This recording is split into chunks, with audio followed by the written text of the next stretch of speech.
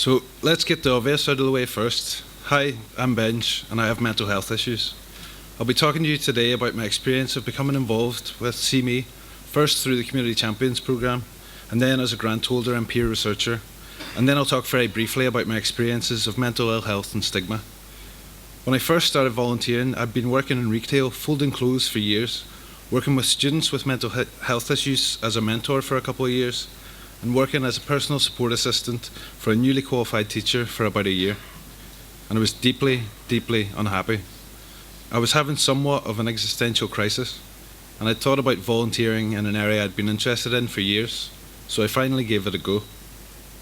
Through becoming a Me Community Champion, I received training in areas like co-production, human rights-based approaches, community mapping, group facilitation, and participatory practice. I was also given the space and freedom to explore the links I had with my community and how I could make a difference. Through my time working with the University of Strathclyde Disability Service, I was very conscious of the fact that many students weren't accessing the support that was available to them. Year on year, out of more than 15,000 students, they have roughly only 150 students disclosing mental health issues. That's less than 1%, and that's ridiculously unrepresentative. So the research project that I've developed through the training, which has been funded by a local grant from CME's Community Innovation Fund, involves focus groups and surveys with students to explore the barriers and enablers to disclosing mental health issues at university and accessing support. Additionally, I will be running a series of workshops with students exploring the pros and cons of disclosure. At the end of this project, I will be writing a report of actions and recommendations for the University of Strathclyde to influence their mental health policies and procedures for students. There are many other benefits of being linked with Me. I've been given the opportunity to speak here and in Guernsey, which is in fact my worst nightmare, relived. But I guess through the process, I've realised my own worth as an individual. I was involved in an action research project with other individuals with lived experience, all acting as either peer researchers or as digital storytellers. We investigated change networks that were funded by Me last year and developed a toolkit for future ones. The process was a joy to be a part of. As one of the other members of the group said, it's so reaffirming to be in the same room with people who all share your values and your passions and have had similar internal experiences. Indeed, this group was so successful and cohesive that it is now being hosted by the Mental Health Foundation. In my work with the Health and Social Care Alliance Scotland, I've contributed to policy responses I feel passionate about, such as the lack of focus on mental health conditions in Scotland's draft delivery plan for the United Nations Convention of the Rights of People with Disabilities. I guess what I'm trying to say is that I've found my voice. Through becoming involved, I've developed the skills and the language to talk about these things. Would I say I feel empowered? Would say I feel enabled? As Florence from Lothian Council for Independent Living has previously said, no one can empower anyone else. They can only create the conditions for that person to empower themselves. I feel this captures the essence of empowerment. Let's go back to the obvious. The only obvious way you can tell, I like to think anyway, that I have mental health issues is because I'm standing up here as a so-called lived experience speaker. But I've had problems seeing or accepting labels. The topic of stigma, which Me seeks to address, is a complicated one that maybe the word doesn't capture the full nature of. As part of the Mental Health Foundation's research into the Community Champions programme, I was interviewed about my journey so far, and I remember very clearly we were talking about self-stigma, and I said, I'm not sure if I have less self-stigma, because I'm not even sure I had any to begin with. And I thought this because I was never shy to discuss my mental health if the topic came up. But I realised in retrospect that that answer was a complete fiction, only I wasn't even aware I was lying to myself. I only came to understand this when I went to the doctor last year, which is something that I never do, and I told her I thought I was suffering from generalised anxiety disorder, and had been for a while, because I'd just lost that job with the newly qualified teacher, because I was concerned about what he thought of me. I'd developed a fear of the journey to work in the morning, culminating in standing at a train station, and the train being delayed by 10 minutes, and having to leave the train station and go home to lie in my bed and be glad that if I could just get to sleep, that I would manage to stave off the anxiety the impending doom for a couple of hours respite.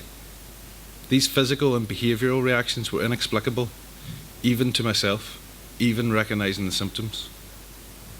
So the doctor, who I told about losing the job, which was now the second job that I'd lost in 6 months, through a total dread of turning up, she was lovely and she listened. And she asked when I first noticed that I had anxiety, and I said, I think it was during my second year of university.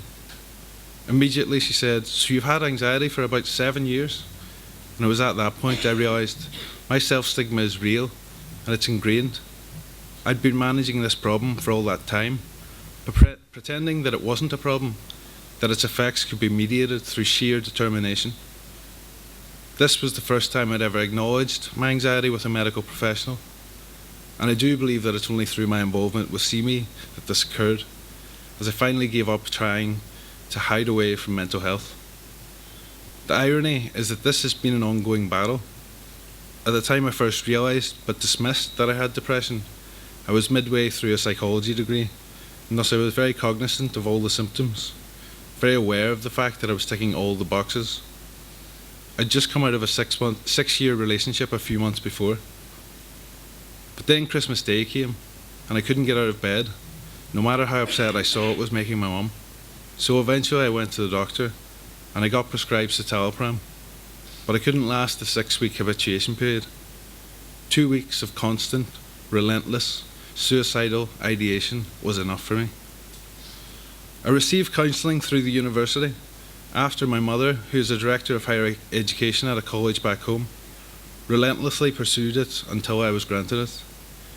This was one of the best things I've ever done, but it's only from this position of privilege, having a supporter who understood the system, that I was able to receive it so promptly. This should not be the case.